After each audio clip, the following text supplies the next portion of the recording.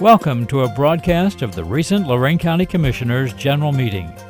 Unless otherwise announced, meetings are held Wednesday morning at the Administration Building, 226 Middle Avenue, 4th floor, downtown Elyria. These are public meetings and you are invited to attend. Agendas are posted prior to the meeting at www.loraincounty.us. Click on Departments to see the Commissioners page, then click on View Agenda. Good morning, everyone. If you'll please rise for the Pledge of Allegiance. I pledge allegiance to the flag of the United States of America and to the republic for which it stands, one nation, under God, indivisible, with liberty and justice for all. And good morning, everyone. This is the last meeting of the year for the Lorain County Board of Commissioners for December 18th, 2019. Santa's getting ready to come to town. Let's see, our inspirational word for the day: an honest answer is a true sign of friendship. And we have our dog this morning. Good morning. Funny. Jose, Christmas present for you. This is kennel number 2, pit bull mix. She's probably 2 to 3 years old. Really good personality. We have 21 other dogs, so come and get them. 21. Jose, don't say I never gave you anything.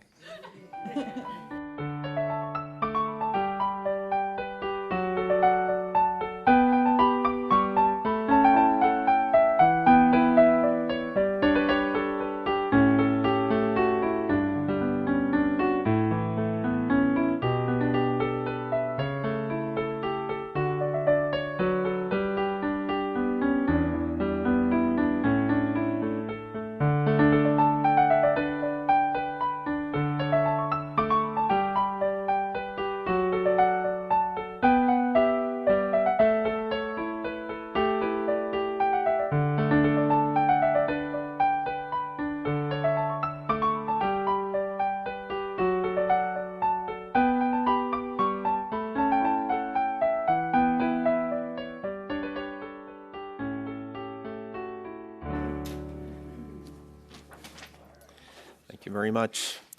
Well, the first thing we have this morning is a presentation. I'd asked our Lorain County Auditor to come in and give us an update, because there's some alarming news that I think the whole county and the whole community needs to know. Everyone from our local governments to our community college, to our libraries, to our school districts. And it's concerning the Nexus pipeline. As you're all familiar with, that project has been completed, and the Nexus gas transmission pipeline is in place now. We were told when presentations are being made to the community that this was going to be generating overall throughout Ohio, and I believe the 14 counties, it impacts somewhere around $83 million in the first year of estimated revenue on the tax rolls. And here in Lorain County, we were originally told that was going to be somewhere in the neighborhood of about $9.5 million. Well, now there's brand new pipe in the ground. It certainly hasn't depreciated by any means, being totally new. And the company is already in Columbus appealing with the public utility property value with the Ohio Department of Taxation, saying, hey, we want this greatly reduced, I think to the tune of almost 38%. But I've asked our auditor to come in because I think it's important for the community to know. I'm sorry to see we don't have members of the media here this morning, but it's important for the community to know the impact this is going to have on our schools and our county and our communities. And I know you're working vigorously on this, and just wanted to see if you could give the whole county, I guess, an update on where we're at and what it's looking like. Good morning, Commissioners. Good morning. Good morning, Craig. Thank you for inviting me to the meeting today. I think I brought this issue up about a week and a half ago at the Community Alliance session. There's information that we had really just received a day before that meeting. A few things have occurred really in the last 10 days that we've had a number of conference calls with my Auditors Association, regarding this. We actually had a contingency set from our association, went down and met with the tax commissioner regarding this issue, and give you a little background, a little history on this. A couple years ago, our office started getting a lot of phone calls about the pipeline, mostly from homeowners saying, hey, this is going to harm my value, what's going to do, those types of things. Again, until we get some sales, then really we can get a judgment there. Then we go forward a little bit, and now all of a sudden, the Nexus people come along and say, we're going to give you X amount of dollars for the next 5 years. Here's our guarantee. And Commissioner, you mentioned it was about $7.3 million. I think for the about $7.3 million first year. They're saying we're going to give to Lorain County, put into the economy, provide to the school districts, all the different subdivisions, and over a 5-year period, that was going to come up to $34 million. So all of a sudden, now I'm starting to get calls from the townships, their fiscal people, and the other school treasurers. Hey, when's that money going to come in? So, well, we have to get it on the books. It has to actually be in the ground, which then did actually occur here in 2019. So now all of a sudden, everybody's basing their budgets, basing their spending going forward. I know I've talked to the fiscal officer from Camden Township, because we're working on a number of issues in Camden, where we have the Green Circle case pending. But they're also looking to build possibly a fire station. So they're looking at this revenue. We need this money to do this project. And they're not unique. Everyone is looking to, what are they going to do with these funds? So all of a sudden, we get the information in first week of October at the Public Utility Information from Columbus. It was actually a $110,474,000 value, which worked out to be approximately $9.5 million. It's going to get put into the economy here in Lorain County. And then all the political subdivisions, we're going to have the money accordingly. Well, in the meantime, this process, we get the values. I have to now work on rates. That's one of the big jobs I have to do in my office. I sit down with my settlement department, try to protect the emergency and bond rates. That's going to be met, and the emergencies are going to receive the money that they were guaranteed to get. Now I'm basing my decision on that value, along with every other county. And again, you mentioned there's 14 counties affected by this pipeline. There's another pipeline in Ohio, the Rover pipeline. They've cut their values by 50% in their first year. Seems to be a little trend. Right. So, again, our associations become very active because we know what this will mean. So in the meantime, we set our rates, emergency rates, bond rates for especially the 4 school districts that are really affected: Fireland School District, Midview School District, Oberlin. Those in particular were their emergencies. Based on this new value, they might not meet that obligation. So we've been in close contact with all the treasurers as much as possible. In fact, I know even here at the county level with Casey from the budget department, because it will affect county budgets. The worst being hit could be Midview School District. They have 2 emergencies. So based on the original value filed, they're going to lose now potentially $118,000 for these 2 levies. They have to find that money now. So they're going to have to pull it from somewhere else. And this is a position that these districts have been put in, and not just Lorain County, but throughout the other 14 counties has really serious issues. And that's where our Auditors Association has gotten involved. And that's why we went down to see the tax commissioner. Because as soon as we found out our rates were already done, I called Columbus, say, hey, we need to make an adjustment. We were told flat, no, can't do it. So we elevated that to the tax commissioner. Nope, won't do it. So we have a problem here. And we're going to have this problem each and every year. So I know our association, we're going to look on maybe a long-term solution, whether it's maybe these appeals are filed too late, so we need this information sooner. But I really would like to work with our legislators. I know our association is going to try to make contact. Hopefully maybe the auditors or the Commissioners Association can become involved, because this will be an ongoing issue. And just in the first year alone, they made a promise, can't keep the promise. Do we think next year will be better? Probably not. So I did want to make sure that you were aware of this, and again, I want to thank Mr. Lundy for talking. Real quickly, I mentioned the county as an instance. We were supposed to get $1.6 million. Again, not just general fund or debt service, but all the county levies, MRDD, Met Park, Children's Services. Initially, we were supposed to get $1.6 million. Based on this new appeal, $1 million. $641,000 difference. Yeah, so that's the impact that we are basing off of this new value. So it's going to create problems for budgets. Some budgets might be able to absorb, but there are some very razor-thin budgets. Those are the ones we're going to have some problems with. Again, like I said, with emergencies, definitely an issue. You mentioned there was another pipeline that also did an appeal in the first year. Were they successful in their That's appeal? going on also this year. Oh, it's the same, Yeah, okay. that was what originally started triggering a lot of things because Rover, it's called the Rover Pipeline. I know it runs through Wayne County. It's out of the southern parts of the state. I believe there might be 16 or 18 counties affected by that one. There's a couple counties that are, I think Rover's not in Lorain County, but I also know the Nexus line runs through some other counties that Rover's also in. They're going to get a double hit. So they want to cut theirs by 50%. Nexus is only 38%, Still.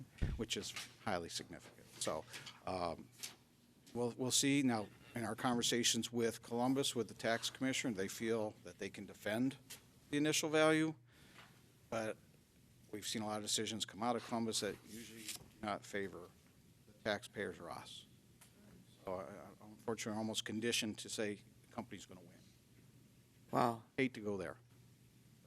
Well, and wasn't there a lot of community opposition to laying that pipeline in those communities? There absolutely was. So And it's there like were a bait and meetings. switch almost. Well, again, and I think I provided to Commissioner Lundy yesterday the one of the documents that was provided, and it went throughout the different counties that the Nexus said they were going to generate for everyone. Right. And that was part of their presentation. And if I recall, one of the meetings at the college that I attended, and I know Commissioner Lundy and then at the time Commissioner Kalo were there, and asked a lot of very good questions to those representatives about the revenues that were supposed to come into the county, what they were representing. And we all kind of looked at each other. It's just not going to happen. And I think they were called out at that time. And now the proof's kind of here. They really said one thing, and now all of a sudden, well, we're going to do something else once we're in. Yeah, there's a document here that you still had in your files from one of those meetings, show that they were first-year estimated revenue over the counties. Nexus was claiming it would be 83.7 million in tax revenue. You know, so some of the communities who were probably had apprehensive were thinking, well, this is good. You know, it's going to come back to a lot of communities, help a lot of communities. There's new pipe in the ground. The pipe's probably still warm or cold or whatever the pipe is. And all of a sudden now they're trying to get a reduction of 38%. And that's, I mean, it's just simply not acceptable. As I told you the other day on the phone, you know, I know that the auditor is kind of leading the charge, but there's any way that we can certainly help. And I would think if all these counties collectively came together and said, you know, this is just not something we're going to stand for. But I think it's also important to point out the way that the system is set up, where had they not appealed, then we would not have had the opportunity to appeal, correct? Right, there is, and this is something I learned through our process we had through NRG a couple years ago, that auditors, we normally have the right to appeal the values, like any other taxpayer can do so. However, with public utility, we do not have that same right. Right. Until the public utility appeals. And I know our association, we've kind of kicked the idea around, maybe we as an association may even follow this up with an appeal. Because now that door's open for us to do so. Good. So that might be an option for us to, you know, one of the big things, though, as we've discussed, and I even know my NRG case took how many years to finally come to a settlement. And that's one of the problems, just going through this appeal process. Although the state has committed to handling this quickly, you know, and everybody says, well, what's quickly? 6 months, a year, 2 years? So that's part of that time frame. So, but normally it might be a year, before some type of determination comes out. Then the appeals begin. What do they do in the meantime? Are they paying the rate that they were originally assessed No, for? they have the right, like any other taxpayer, to pay what they feel they owe. Ah, So they can short pay, which then money doesn't come in. However, if they pay and then they win the appeal, now you're looking at large refunds. So it's kind of like which way do you go with that? I would guess I'll probably short pay, but which hopefully then we'll get our money down the road. But that could be 2, 3, 4 years from now. and we're short on all of the budgets that are reliant upon it, correct? Yeah. And then what happens next year when the filings occur? Is it another appeal? Another appeal? And we've just seen it can take a number of years before anything could get settled. I believe there was one county, they had a similar appeal, it went like 6 years. So, in each and every year. I mentioned my Green Circle case. We have 4 or 5 years already in waiting for the Court of Appeals to actually make a determination on that. This is how long some of these cases can go on. So this can have an effect for a number of years. Yeah, and just so everybody knows that some of these losses, I think, Craig, you already pointed out, Lorain County, this is the difference between the original estimated revenue and then the appealed estimated revenue. So there'd be a loss of $641,000. I'm rounding everything to round numbers. For Lorain County, $641,000. Here's the school districts, and remember, these school districts have to put together a 5-year Forecast. plan, 5-year forecast. So this really greatly impacts them.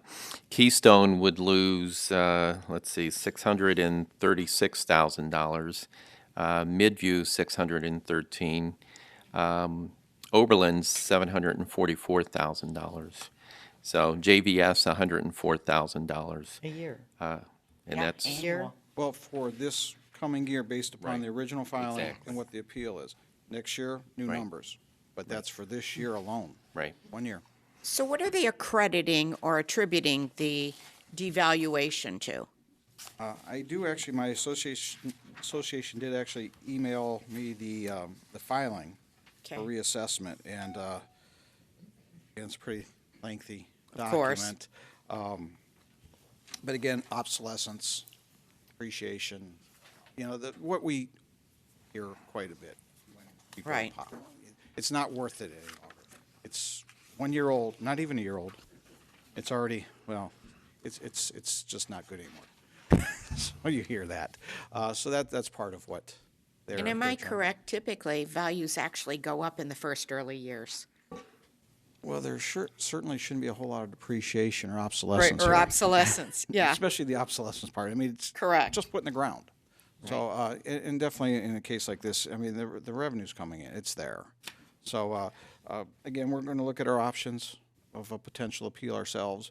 Going to kind of get some guidance from our legal counsel at the association. The value is not just about the pipe in the ground, it's about how much money they're making on the pipe, too. Revenue. Well, you have the usage and how much cubic, yards or feet are going through that pipe, and it's very complex. And, Right. and I learned a lot from the NRG case that it's not like a house.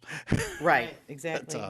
But there's a lot involved, yes. You can also learn a lot based upon timing. My understanding is they filed their, appeal was that the day before Thanksgiving? Yeah, it was day before Thanksgiving down in Interesting. Columbus. Again, we actually certified at the Budget Commission the rates on that Monday following Thanksgiving. I found out Wednesday late through the rumor mill that this was going on, and our rates were already down in Columbus. And Columbus said, "Oh, we mailed it to you on Monday." I didn't get it till Friday. It would have been nice if they had told us when they were actually notified. Then we might have been able to make some adjustments because we do consider these types of actions to try to protect the emergencies. Sure. And again, that's where we made our appeal. Phone calls to people in Columbus, they said no. That we certified, it's done. Well, this is, we wanted you here today, I guess, to inform the public. We see these situations surface quite often. Unfortunately, there are some good corporate citizens and there are some corporations that operate in the county. And this is obviously not the behavior of a good corporate citizen. So we're very troubled by it, alarmed by it. I know you're going to work on it, as I've said before. I'm sure this board would be willing to support you in any way necessary, and especially if we can get the other counties together and make sure that we challenge this. But this is what goes on in Columbus, folks. You got to pay attention to what goes on down there. It's amazing the games that are played. And, people down there claim that they're looking out for the community back home, and these shenanigans go on. Corporations get a lot of things that they want in Columbus. The utility companies especially get pretty much almost everything that they want down there. And this is why we've got to stay on top of it. They were no friends of mine when I was down there, and they continue to play the games. But we will have follow-up conversations with Nexus based upon what was promised and now the big turnaround. Well, again, it's about fairness. Right. Nobody wants to pay taxes. Nobody enjoys that. But it's our process we have. Just pay your fair share. And again, if they're not paying, somebody else is, which is us. It's going to be us. It gets passed on to us. And that's why we're so adamant to try to say, no, this is just not right. Correct. And we're trying to protect everybody. Yeah. Well, I Well- appreciate if you would forward the information to me, either Matt and I will take it down to the County Commissioners Association in my next meeting and take it up with them too, so. Thank you. Thank you. She's got a lot of muscle now. She's on the executive I committee. know, look out. Not that she didn't have it before. She's got That could be a good lot of it now. timing. So, okay. Madam Clerk, we can move to our agenda. All right. Investments, So move. Second? any discussion? Mr. Lundy, Aye. Ms. Kukowski? Aye. Ms. Sweda? Aye. Appropriations, So move. Second? any discussion? Mr. Lundy, Aye. Ms. Kukowski? Aye. Ms. Sweda? Aye. Transfers, So move. Second? any discussion? Mr. Lundy, Aye. Ms. Kukowski? Aye. Ms. Sweda? Aye. Advances, So move. Second? any discussion? Mr. Lundy, Aye. Ms. Kukowski? Aye. Ms. Sweda? Aye. Requisitions, So move. Second? any discussion? Mr. Lundy, Aye. Ms. Kukowski? Aye. Ms. Sweda? Aye. Travel, So move. Was there travel? I don't think there was travel. I didn't. I think there was one. Was one there? travel item. one, if Uh-huh. And it was small, I think. It would have been on a green sheet. I don't think we had travel. Maybe you're right. I don't see a green sheet. No, in here. there was no travel. Okay. We had one requisition. Yeah. That's what we're thinking. One on, okay. All right, so there was no travel for today. Okay, bills, So move. Second? any discussion? Mr. Lundy, Aye. Ms. Kukowski? Aye. Ms. Sweda? Aye. Okay. Number 8, authorize various personnel actions as indicated on summary sheet for employees within jurisdiction of Lorain County Board of Commissioners. County Administrator Jim Cordez, good morning. Good morning, sir. I do have a few personnel issues, some board appointments, some potential hires, 911, maintenance, collection center. Also,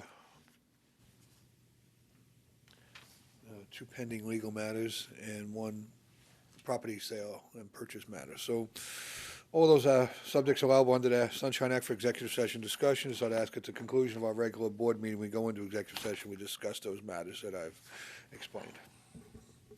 Okay. Excuse me. Number 9, authorize county administrator to provide and execute all necessary documents effective December 19, 2019 through December 31st of 2019 for the year-end close activity, including but not limited to transfers, advances, repayments, appropriations, requisitions, travel, bills, payroll-related transactions, and payments and all other necessary and urgent documents. So move. Second? Any discussion? Mr. Lundy, Aye. Ms. Kukowski? Aye. Ms. Sweda? Aye. Number 10, approve the 2020 special revenue annual appropriation. So move. Second? Any discussion? Mr. Lundy, Aye. Ms. Kukowski? Aye. Ms. Sweda? Aye. Number 11, approve the 2020 general fund budget. So move. Second? Any discussion? Yeah, do we want to have Casey come up and, Yeah, but I wanted to, can you get into that? I just want to go back to 10 for a Sure. second. I have a question to Casey when he's up here on. Sure. Okay. on that. Casey, if you come on up. Yeah, I would, just say with this new budget, we believe it's a responsible budget. Obviously, we had some pay increases impacting it, which is a good thing for our employees. They much deserve it. And also, I think it's also important for us to point out that this budget was impacted by the loss of the Medicaid Managed Care Organization sales tax. Well, This is the first one impacted. Right, because the we- first impact. So that's, and the reason for that is that normally that designated portion of the sales tax that goes to the jail may have brought in, 9.5 or 10 million, so automatically that brought in about $2 million less as a result of the MCO sales tax going away, so we had to backfill that. The state managed to help us with that, I think, for a 1 or 2 year window of time, at least a portion of it. So, and then also we have the lovely 27 pays, which government always cringes when they have the extra pay during a year. But so, those two factors alone, whether it's backfilling the MCO and the additional pay, is over $3 million alone there for the change in the budget from the previous year. So, we also gave all the departments a 1% increase for their supply accounts, since that has not been increased in, I don't even think since I've been here, we've increased the supply account, Across so. the board, yeah. We've done here and there, but it needed to be serviced. Everything's going up in price. For sure. Okay. But I want to back up to number 11 on the Okay. special revenue. It's number 10. 10. Yeah. Is that where the DTF is? Did we talk to him about what we talked about? About the need to get ready to pay that debt service and all those things out of that? I have not had a conversation with. And then, You wanna with hold off regard on to- that? Yeah, with regard to number 10, I mean, that there's, I can't recommend going forward with that. We need to look at, we can take all that spending and get it ready to go to finance, and it's not built into that budget. Okay. Do you want to withdraw your motion? Yeah, I just now am looking, I just got, what is it, yesterday, I think you sent this over to me on all of that. So I don't mind making it temporary or something until we have more dialogue, but Do you want to just do a quarterly temporary budget? that could work in the first quarter, so we can, but I definitely gotta work through some issues Okay. here, because I got temporary financing over there on construction projects, and I need to go to permanent financing, and it's nowhere in this budget. Okay. Can we make amendment to reflect it? The 2020 special revenue annual appropriation would be a quarterly temporary budget? We could do that. I just don't want old Mother Hubbard to go to the cupboard and have, nay ability to pay our debt service. So, we've been scrambling on this budget towards the end of the year with some things that were a little unique. right. So I just want to make sure that we know what we're doing. That's the only one that's really concerning me right now. I've straightened out the other issues with the 911 and so forth. But if you make it at least either all of them or just that one. Why don't we just do all of them and make it simple? And then we'll come back and. Right. Okay, great. That would be, if you want to amend, that'd be great. Sorry I got to it a little late It's here. okay. Okay. So that's for 10 and 11? No, just 10. 10. We're just talking about 10 right now. Right. Okay. Then that'll be my motion. Okay, I'll second. Okay, any further discussion? Mr. Lundy, Aye. Ms. Kokoski? Aye. Ms. Sweda? Aye. Going to discuss 11 as well, too? Anything else? Yeah, if you'd like to. You Well, pretty well explained it. we explained This- it. I this think harkens- we're covered. This harkens back to Right. when the local government's shares shifted. Sure. And within a period of a year, we had $3.6 million less in revenue. And, we were using that revenue, and everybody wondered, well, where'd all the money go? Well, we used a carryover for a few years that we had socked away and drained a lot of accounts and we deferred a lot of stuff, but you don't replace $3.6 million worth of revenue easily. This change was about $2 to $2.25 million change to our revenue that just evaporated. And, Not to mention the interest income was at over $8 million, and now it's down to, well, it was 1 to 2. well, So the there's danger a of $6 living million on the yield loss curve there. is you rise and fall with the yield curve. Although we've seen the interest income as low as 900 and something thousand before. You're right, we were at 8.2, I think, at its highest, and over a period of 5 years, it dropped to just below $1 million. So we had a $7 million shift in revenue. Hence, there was some difficult decisions that needed to be made that were very unpopular. But when revenue evaporates and the bills continue, this isn't like being home and consolidating, shutting down your cable and shutting down your telephone, and Right. operations have to continue. Still got to deliver service. Those services have to be produced, Yep. and they have to be paid for. So when the revenue evaporates, you have to take other ways of getting business done into consideration or replace the revenues. Quite frankly, whoever said you got to do more with less, they should take them out back and whoop them, because if you're doing more with less, you weren't doing what you're supposed to do in the first place, right? We've worked smarter, we've rearranged a lot of things, but we come to a point sometimes where it's all about the money. Well, unfortunately, we did have to do layoffs too. We did in 10, quite a few of them. And then we did a lot of years with no increases and so forth. Put off capital projects. Now we're now we're paying now we're for starting to that. pay for that, correct? Right. That's what most folks do, but eventually you get to the point where that comes back on you too. And since in the last 2 years, we've been trying to catch up with those issues. So, I mean, that's the way every business, every government goes through those cycles, and Right. we were just working through ours. But that revenue loss is significant. Yeah, we lost, 15 million under the Kasich administration in local government funds. And well, I During didn't his even term. speak to the constant reduction Right. of local government. Right. I was talking about the big shift Right. within the county. Population. Sure. Where the percentage share changed. You're correct. It's 15 million. It's still counting, kind of. It hasn't really come back. Right, No. yeah. And every And now time, the Nexus line.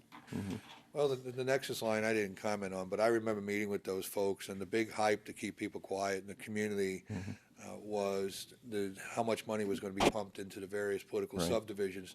They were out there with the spreadsheet, getting people to be eager about the increases in revenues. Yes. To keep the schools quiet, Right. the smaller public communities quiet. There was some private folks that brought out, made a lot of issues with that and that were affected, and some were affected significantly.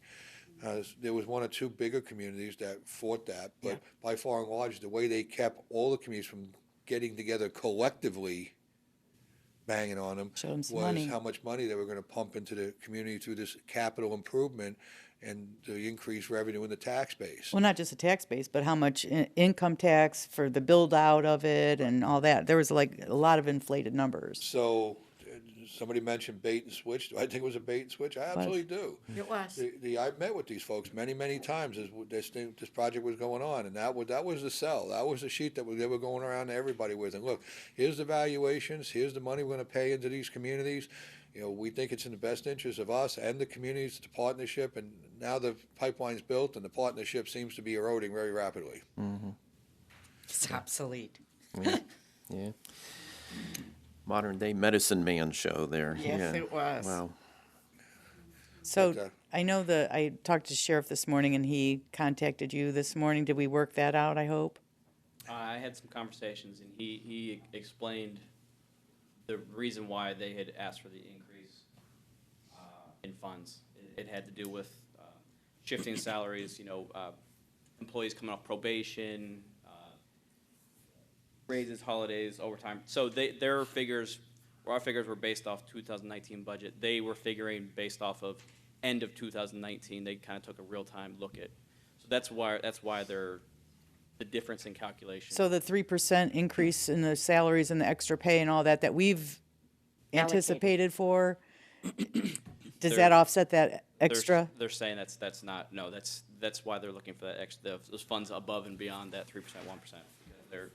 They're saying that, again, that they're looking at the end of 2019, where their salary levels are, and, they mentioned some things like once employees come off probation, then they have uniform allowances. So there's different. But that's not new. No, it's not new. None of that's new. It's not new. So So- this is a fluid document. I mean, there are things that will pop up. We have things pop up with safety forces all the time. I think we have an amazing record compared to, I'm sure, other leaders in county government and the way they support their sheriff's department. I think we have a very strong record. And so, we'll look at the issues as we move forward, but it's a fluid document for now. And Yeah, I mean, we'll- had some of those issues are constantly evolving. Right. throughout Correct. the They're years, constantly- so Right. they're not unique one-offs. Correct. And of course, the raises are set by the union contracts because Right. we follow those contracts. Right. Well, he mentioned this morning when I talked to him about some like money in, money out type of scenarios where like at the end of the year, that's when they start getting some, was it for the, Yeah, some of the different communities. They mentioned there's a $45,000 check that you get at the end of the year that gets paid in, that they're paying those salaries out of his budget, but then they get reimbursed at the end of the year, so it just goes back to the general fund. so it's not an additional need, it's just Yeah, but a those money things- in, money out, it's a wash. Yeah, but I do those with the Board of Election all the time. Right. We don't do them in the budget. We do them when the event occurs. The Board of Elections routinely will have additional costs because if a community is doing special levy or something like that, and there's overtime costs for workers, and they have to pay for that. And I work with the director of the Board of Elections. He alerts me to what they're billing that community, and I know it's coming into reimbursables, and then we appropriate to their budget to do that work. So that's a fluid thing that goes on all the time. I wasn't aware that we were budgeting for that in the annual budget. I think those are separate events that we take one at a time. Right. Okay. And I can speak to the fact, in just 10 months that I've been here, I know that whenever we've had a request from the sheriff's department, we take it seriously. We've been very supportive, and I don't see that position changing down the road. Okay, well, like we said, it's a living, breathing document, and if things change, we look at those on an individual basis, so that's what we will do. Okay. Anything else for Casey? Nope. No, I think, like you, Right. we adjust. Right. We call an audible when we need to. Right. Yeah, we never know what curveball Columbus is going to throw us or something's going to come down from the Fed, so we're adjusting all the time. We'll be ready. Calling audibles at the line all the time, so. Thanks, Casey. Thank you. Okay. Any further discussion on number 11? Okay, Mr. Lundy, Aye. Ms. Kukowski. Aye. Ms. Sweda. Aye. Number 12, appoint Jonathan Reichel at Lorain County, as Lorain County's apiary inspector for the year 2020. The total annual appropriation is $3,400 with a mileage reimbursement of 52 cents per mile. So move. Second? Any discussion? This is our county beekeeper, which according to Ohio Revised Code, we have to retain a county beekeeper. So when those big swarms of bees show up someplace. Well, actually, interestingly, it's that I'm assuming that may happen occasionally, but mostly it's the health of the bees. Right. Right. They're really important to certain agricultural pursuits, and so there's a lot of need to monitor that in your community, especially in a rural community as we are. So I always like when they come in once in a while. We see them every so often, and they come in and give a presentation. It's kind of neat stuff. But you're right; it is required by Ohio Revised Code. Okay, any further discussion? Mr. Lundy, Aye. Ms. Kukowski. Aye. Ms. Sweda. Aye.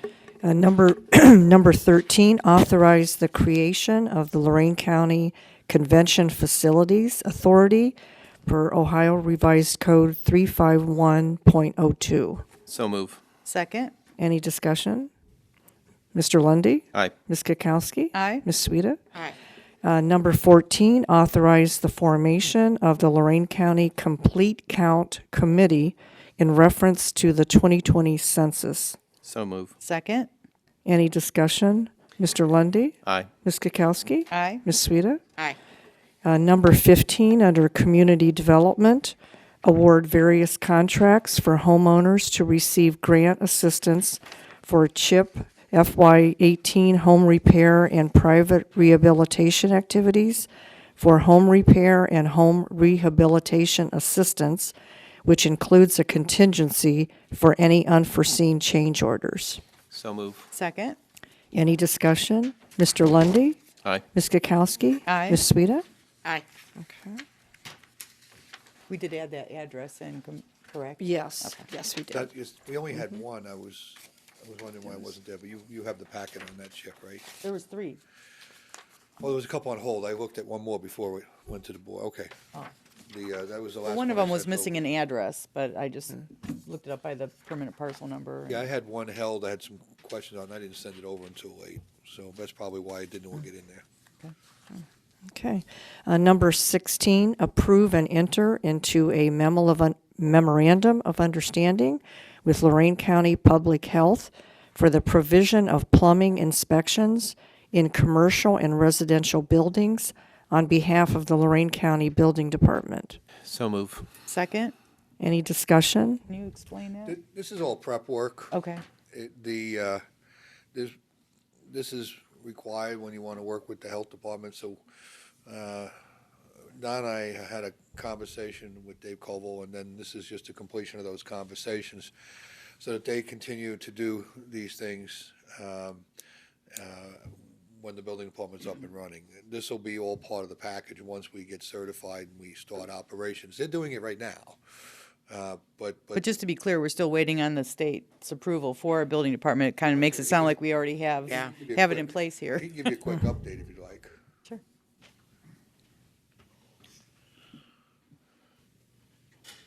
Morning, Don. Morning, Don. Good morning, Board. Happy New Year and Merry Christmas if I don't see you before Tomorrow. the holidays, exactly. Well, I've been off on vacation for a little bit, but this with the MOU with the Health District and then the next are the last 2 acts from this board that we'll need to finish putting together our request for certification from the state of Ohio for our building department. You got to demonstrate that you can accomplish all the requirements. Partnerships. or Right. whatever. Okay. And so the health district will, by statute for counties, has to provide the plumbing inspections, and so this MOU satisfies that. Okay. And then actually on the next one, it'll be the contractual. Originally, it'll be our employees that will be submitting, but ultimately these are the backup inspectors and CBO, the key staff of the building department, so we can demonstrate to the state that we have the capability to provide the services required. It's going to take us a while to ramp into what we're doing, but the work is going to begin immediately. Until we're certified, I see no reason to have staff that can't perform anything. Correct. No. So these companies provide the solution by having qualified inspectors that we can assign to the projects to go out. The original thinking when Don and I was sitting down and talking about this is I didn't want to be with one company. I wanted to be with a few, Right. so that we had a good depth of resources available. Through the public meetings, I heard some of the concerns on timeliness, getting people, the inspectors out there in a reasonable time, not just, but reasonable time of day. Right. When needed. And I didn't want to have one company that may be not able to meet the demands of good service in our community. So we're going to just go to the phone, to the Rolodeck, and whoever happens to be able to perform that when we need it performed, they're going to get assigned the work. I will tell you, none of them were completely happy with that. They all wanted to be exclusive to us and do all that and get a big contract. But I think this is going to work a little better for us, a little easier to manage, so that we have additional resources. The first several months we do this is going to be the time when we're either going to finally win over some acceptance, or we're going to prove that those folks were right. I don't want to prove they were right. So once the final submission to the state, what time frame are we looking at? We're looking at probably, they only meet once a month, so January, February probably get the certification. So March, we would begin then, I think, to really take a look at rolling out and providing full services as soon as end of April. Okay. Well, sometime in the spring. We had targeted January, February timeframe, but a couple of the puzzle pieces didn't exactly fit where they needed to. And we'll know going into the meeting whether if the state's going to be in contact with us on the Right. application. We'll have a good feel for whether our pieces are coming together where they want them to. And that'll give us a lead in to start advertising for a chief building inspector and do those things. We hope, although we have a contingency for it, we hope to have a chief building inspector on board once we start up. But if we don't, there's resources already being contracted for here that can fill that role on a temporary basis. But our desire would be to start with that and some administrative support for the department. I still have a couple ideas where I want to locate the department. I haven't run those by you yet, so it doesn't have a home yet, and so those are things we need to talk about. We do have some solutions to that.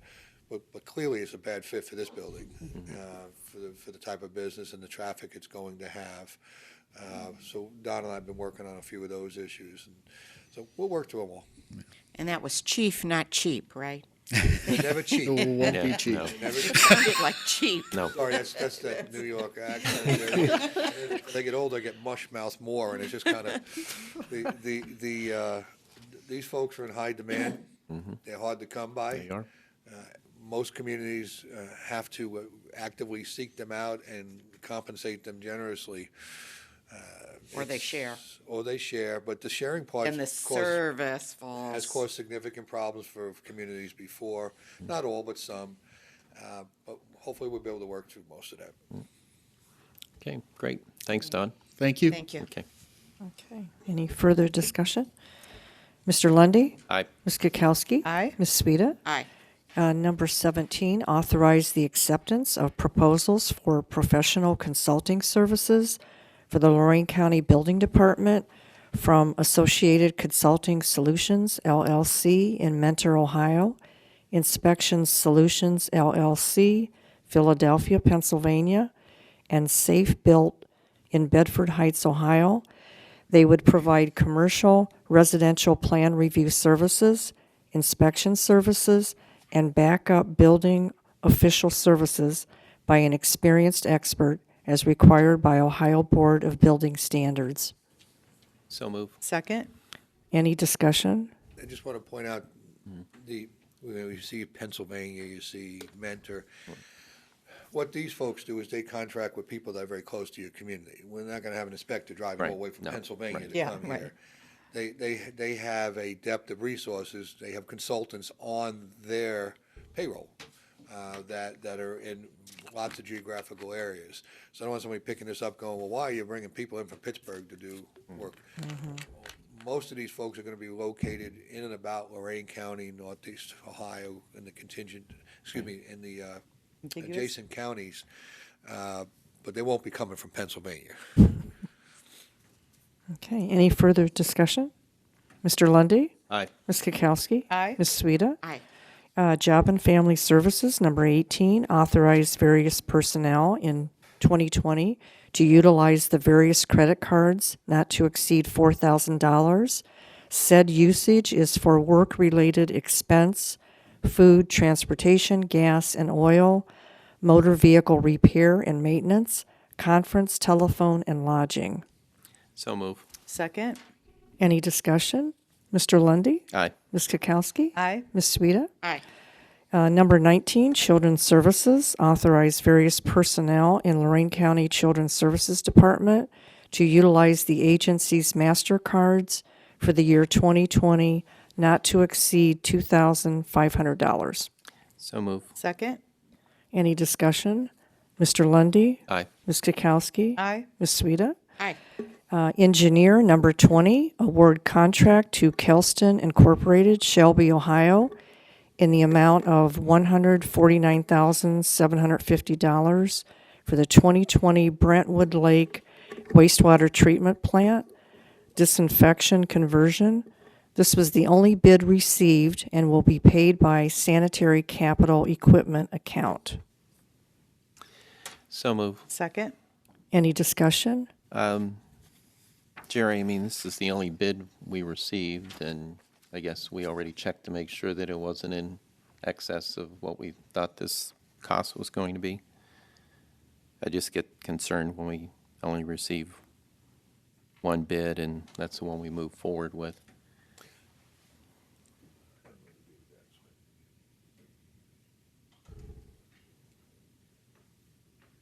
Does- I don't know if Jerry can answer. I can't answer. I haven't.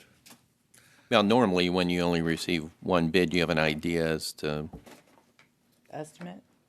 but I guess this is for, I always thought there were guardrails around this, that it couldn't exceed like 10% of what you thought the project was going to be. There's probably an engineer's estimate cost and an expected cost. A lot of times, unless it's something so exceptional, we normally don't accept one bid. It's rare. Right. But It was 10%. It was within the 10% Was within required. the 10%, okay. Okay.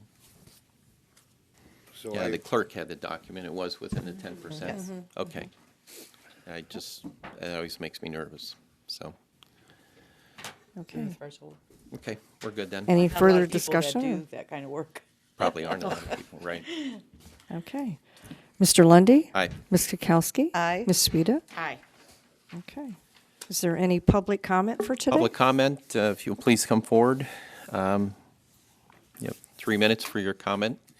It's a practice and a policy we've had for over 30 years, despite what some people want to say.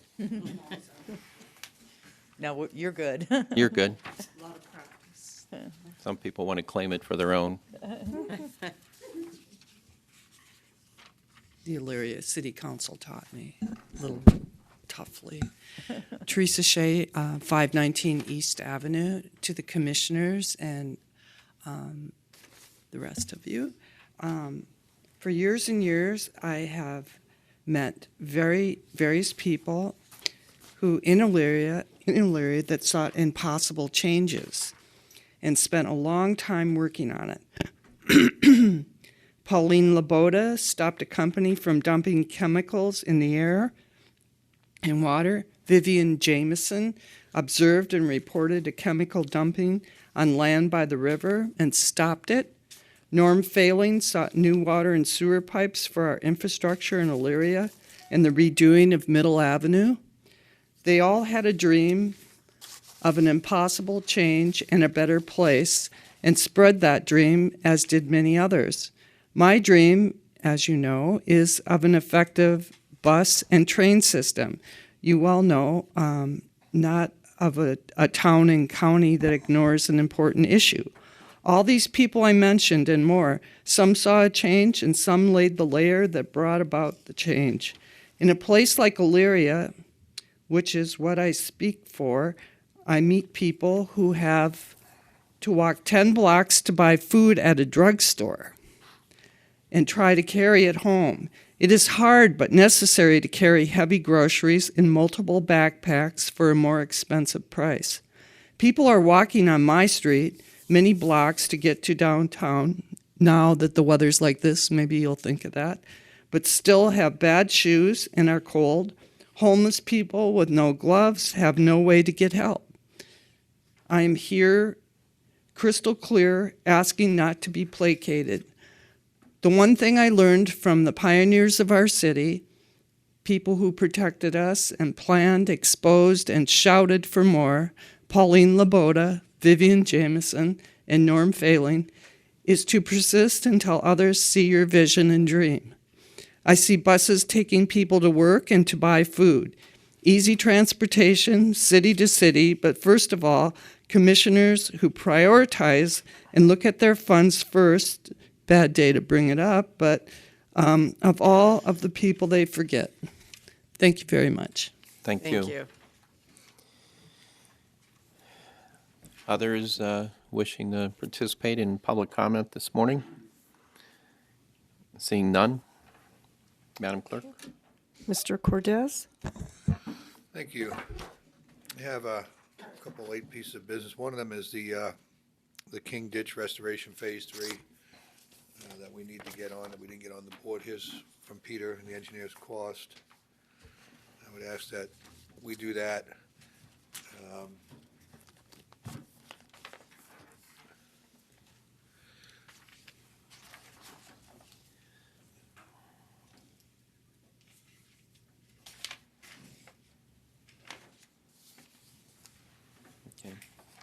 Yeah, so this one, I see we got 5 bids on that one, so, And a okay. safe margin on that.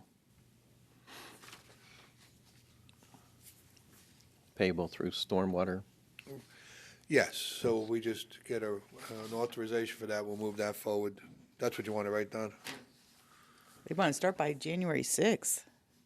That's Well, cool. it's good, when the ground's frozen, a It's lot of not this so ditch, bad? a lot of this ditch work is really, people think you can't do it in the wintertime. Best time is early winter, late winter to do this type of work. The ground's frozen. It's not as sloppy, right? You don't make as much, you don't have as much damage to the ground. The leaves and everything is defoliated from trees. You got a better view. And that big equipment sometimes that they use, frozen ground ain't gonna stop that equipment.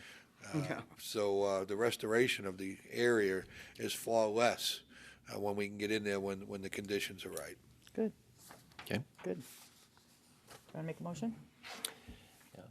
I'll make the motion for the King Ditch Restoration Phase 3. There were 5 bids received, and the recommendation is to accept the lowest and best bid of Marks Construction Incorporated in the amount of $73,658.64. I'll second. Okay. Any discussion? Mr. Lundy, Aye. Ms. Kukowski? Aye. Ms. Sweda? Aye.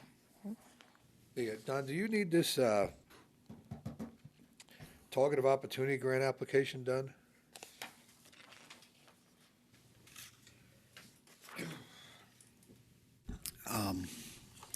Actually, we had sent this down to the board just for consideration. We're looking to acquire consulting service to assist in the 3 building owners in downtown Wellington to come up with an estimate to rehab their building. Typically, these smaller projects, a contractor would just do it. But the problem is if we use a contractor to do that, that contractor cannot bid on the work. And this Why don't you is explain for. what this is, though. Oh, this is, I'm sorry. This is a grant we'd be making with Wellington Village and downtown Main Street to bring in state CDBG funds to assist 3 local business owners to improve their buildings. The grant would pay for 50% of the rehabilitation of the building, and then we would be marrying that with our downtown loan program that we've created for the villages, and have those funds available to allow these building owners to improve their buildings and get them ready and improved for occupancy. Is that similar to what we did in Amherst, that the 300,000 Very improvement similar, turned into $1 smaller million? scale, but very similar. You know, a lot of times, if we don't do a separate contract to do the design work that's necessary for the application, that precludes some of the locals from bidding on the project because they're prevented from doing that. Were we going to take this out of our micro program? It would be an eligible expense to go from there, and that was one of the things Yeah, we because could. we have that program for those villages. Might as Right, well to pay be it able on to that. use it.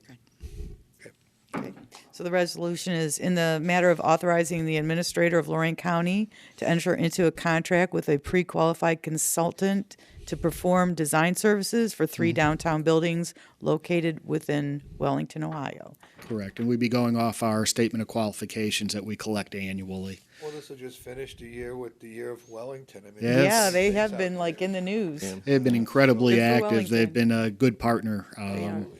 Okay. Was stated, that would be, I'll move to accept that motion. Okay, and I'll second. Okay. Any further discussion? Mr. Lundy, Aye. Ms. Kukowski? Aye. Ms. Sweda? Aye. Thank you. Thank you.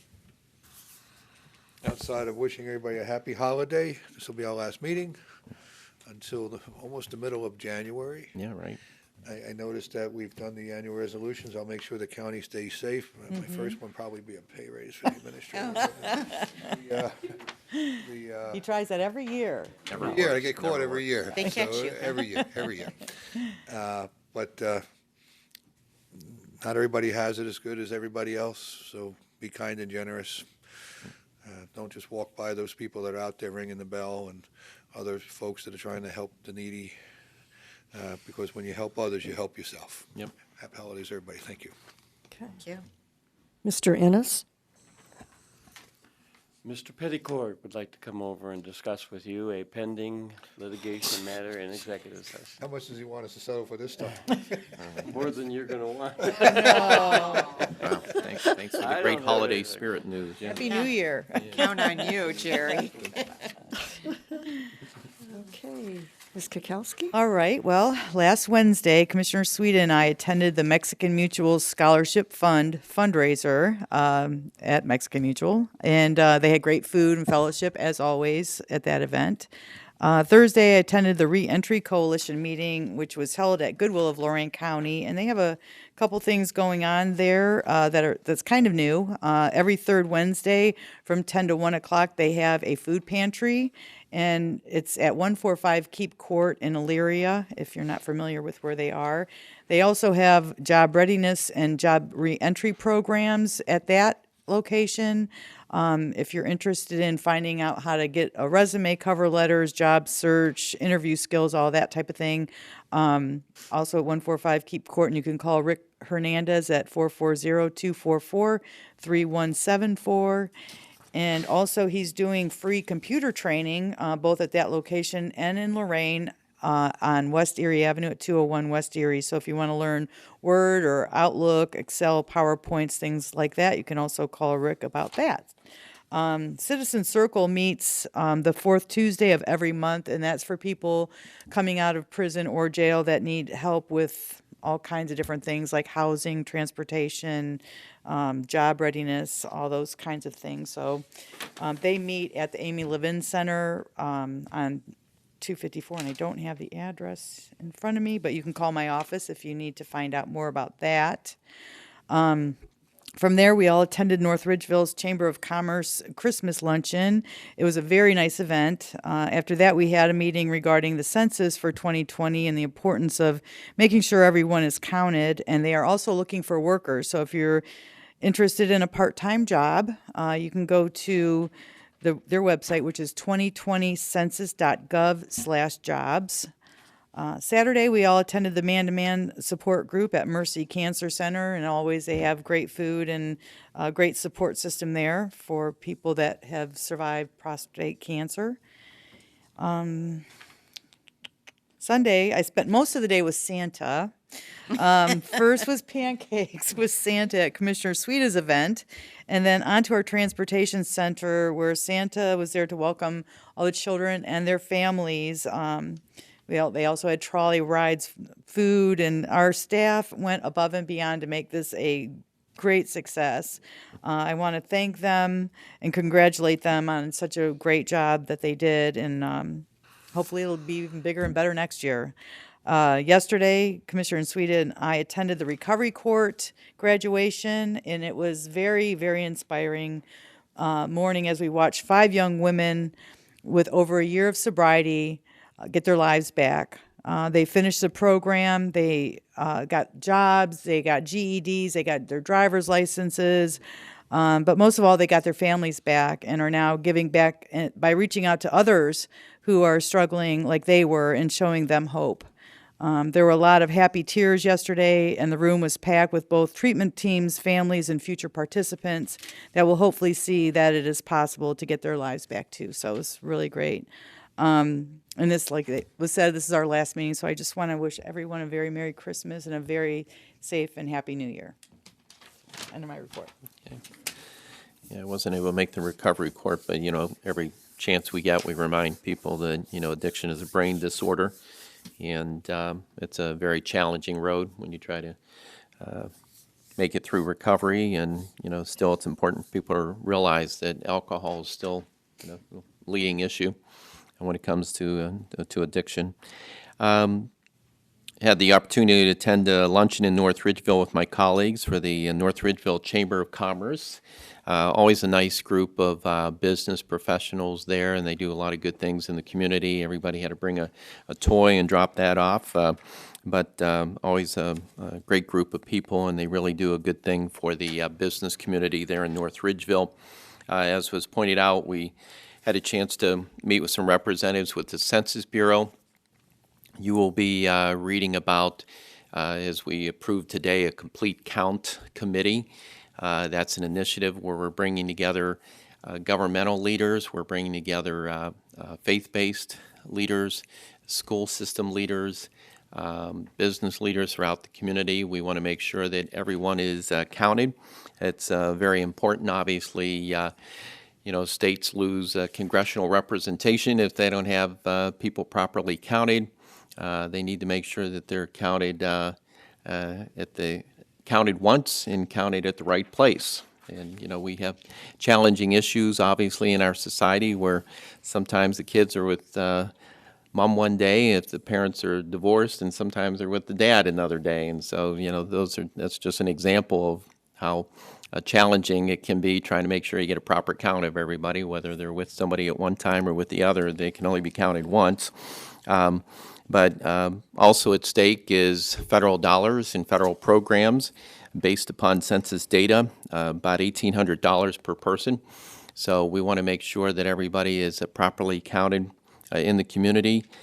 We will be meeting with community leaders in early January. Is that January 9th, Don? Is the date January 9th at the community college in the morning? And letters are going out to all the community leaders to bring them in so that we can be certified and recognized by the Census Bureau as having a complete count committee. And we'll work on that throughout the year. I believe the window opens up in April, runs through the end of August. So we need everybody's help, make sure people are properly counted. I can't say enough good things about the Man-to-Man Prostate Cancer Survivor Group. They meet each year for the holidays, and it's just so important. We as men can be pretty stubborn. None of us like going to the doctor, but it's really important to, get your regular checkups and get to your doctor if you feel that there's a problem going on. Also enjoyed meeting with Santa on multiple occasions on Sunday as well, too. First at a pancake breakfast that Sherry had put together, a nice event over there in Lorain. And I didn't sit on Santa's lap. I did take a picture. And You had a request. No, I'm a little too big. Yeah. My request was that the Cleveland Indians win the World Series, which Santa has not come through with for a long time. And I try to be as nice as I can possibly be, but that still hasn't worked out. And also, I can't say enough good things about the amazing, dedicated employees that we have here at the county, and a lot of our staff was there to meet when we had the Meet Santa at the Transportation Center on Sunday. It's amazing how the elves look just like people who work here, but they must have a part-time job with Santa or something, but it worked out really well. And Sandy, thank you for all your efforts in putting that together. And it's just always cool seeing all the kids and meeting with Santa. Of course, there's always some kids that want no part of Santa. Even if mom's going to go with them or dad, they just want no part of Santa. And I think I remember at one stage of life being a little afraid of Santa, but nonetheless, it was last year. Thank you, Lauren. It was last year.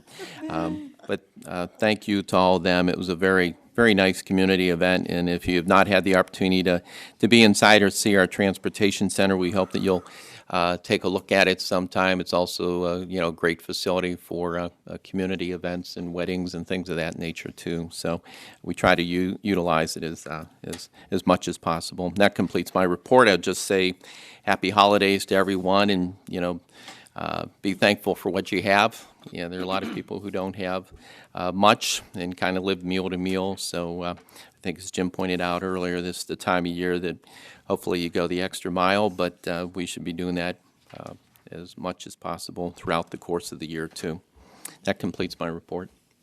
Well, before I give my report, which is a little different today, but I would like to address Ms. Shay, because it seems as though her visits occur right after I've attended something that is moving us forward in the direction of solving transportation. We know it's going to be it's going to take small steps, but it doesn't mean folks aren't working on it. Those folks that she mentioned and gave credit to in her report, I'm certain had many of unproductive hours before they came up with solutions. But to share with everyone, our administrator, Jim Cordes, is working with the food banks so that we can provide transportation stops not just for those who are recipients of food bank food at the libraries, but anybody in the community. So we're going to try to facilitate the embodiment of folks receiving food, having transportation, not having to walk with grocery bags. And while, again, it may be a baby step, that may be a big step in somebody's life. So just on that note, I brought Santa's good list for this year.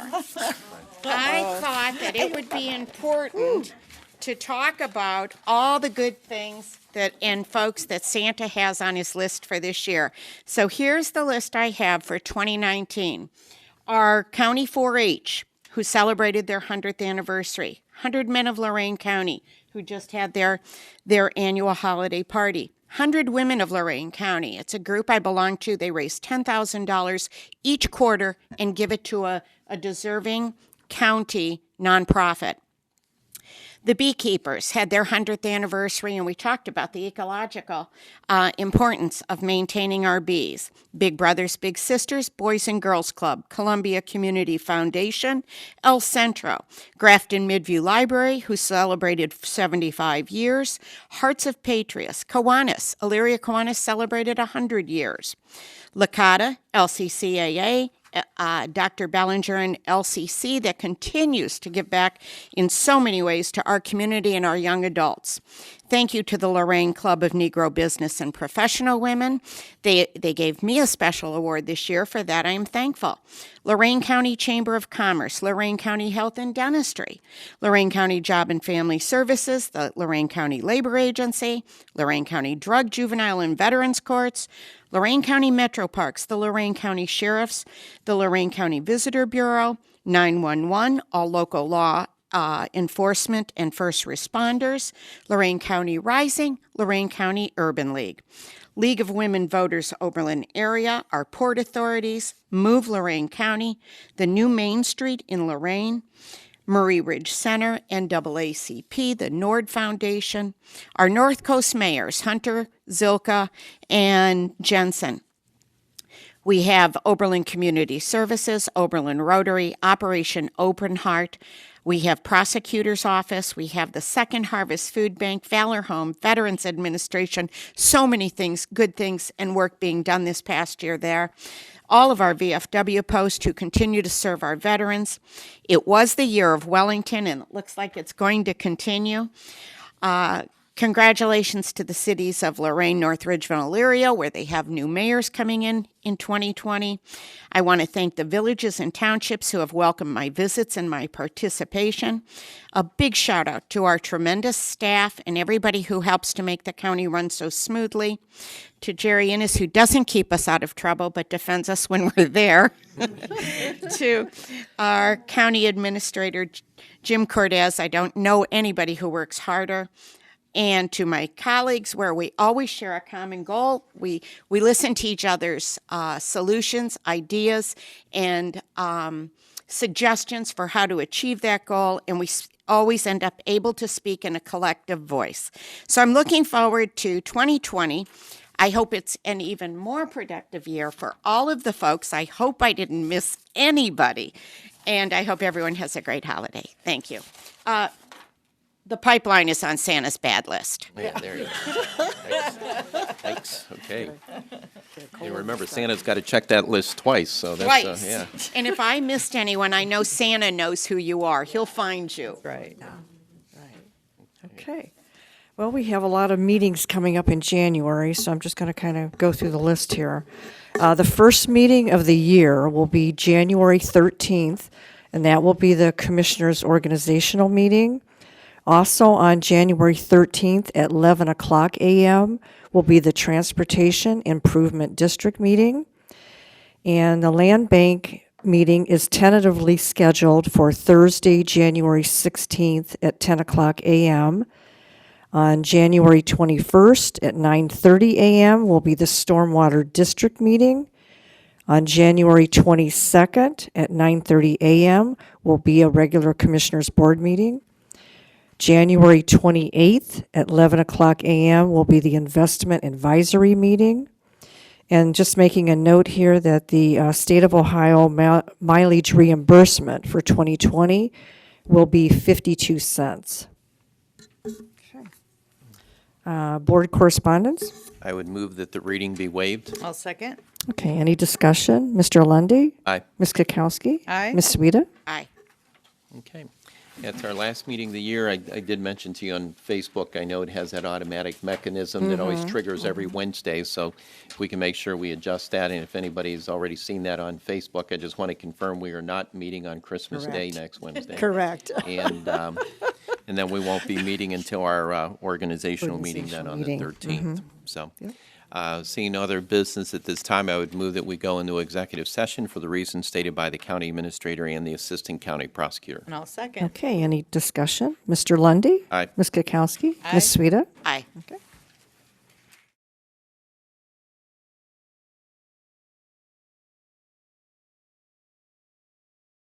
This has been a broadcast of the recent Lorain County Commissioners' General Meeting. Unless otherwise announced, meetings are held Wednesday morning at 9:30 at the Administration Building, 226 Middle Avenue, 4th floor, downtown Elyria.